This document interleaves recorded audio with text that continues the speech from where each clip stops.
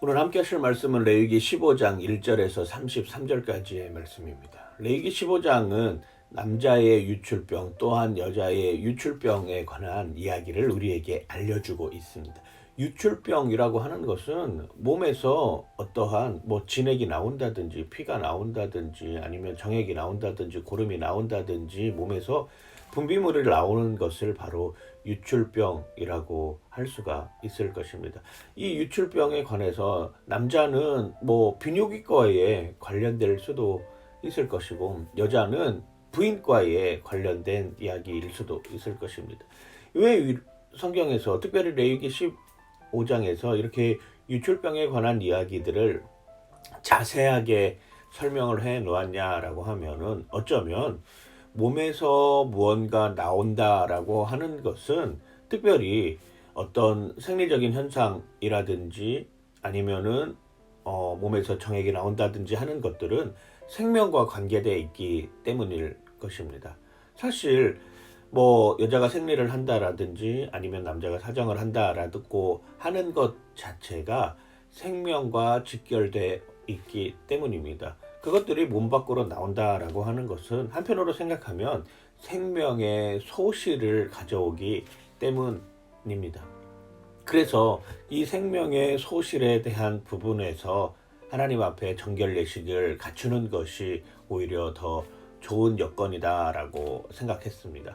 또 한 가지는 당시에 행했던 이방인들에 대한 음행, 이방에서 들어온 여러 가지 음행의 요소들이 만연했다라고 하는 것입니다. 이방 신들을 섬기기 위해서는 신전에 올라가서 거기서 여러 가지 음행을 통해서 정말로 그 자기가 믿고 있는 신들의 노여움을 풀어줘야 된다라고 하는 이런 생각들이 너무나도 강했습니다.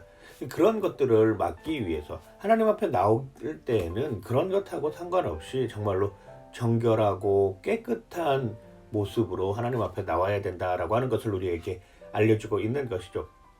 특별히 이런 유출병에 관한 이야기를 들으면서 생각나는 것은 이 유출병이라고 하는 것이 한편으로 생각해 보면 지극히 개인적인 공간에서 개인적인 일로 이루어질 수 있다라고 하는 것입니다. 즉 사적 영역에 있어서도 그 사적 영역에 나 혼자 있다라고 하는 이 생각으로 범죄하는 삶을 살아가는 있는 것이 아니라 오히려 사적 영역에서 더욱더 하나님 앞에 거룩하고 정결한 모습을 갖추어야 된다라고 하는 것을 우리에게 다시 한번 보여주고 있는 것이죠.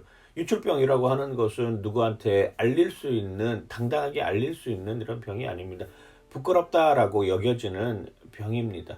즉 개인의 사적인 영역까지도 하나님 앞에서는 거룩하고 정결한 모습으로 우리가 서 있어야 된다라고 하는 것을 보여주고 있는 것이죠.